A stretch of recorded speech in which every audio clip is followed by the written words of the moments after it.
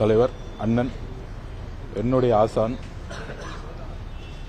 ஒரு தனையனாக அவரிடம் ஒரு வாழ்த்து பெறுவதற்கும் ஆசி பெறுவதற்கும் எங்கு கள அரசியலை கற்றுக்கொண்டனோ அந்த இடத்திலேயே அண்ணங்கிட்ட ஆசி வாங்க வந்திருக்கேன்.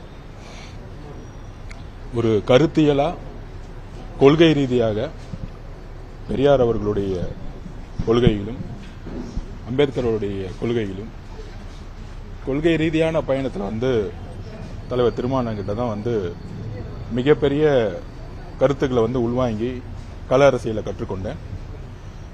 அந்த பயணத்தில் எந்த முடிவெடுத்தாலும் என்னுடைய ஆசானாக இருக்கக்கூடிய அண்ணனோட கலந்துரையாடி அவரோட ஆசி பெற்று என்னோட பயணத்தை மக்களுக்காக தொடங்குவேன்னு நான் சொல்லியிருந்தேன்.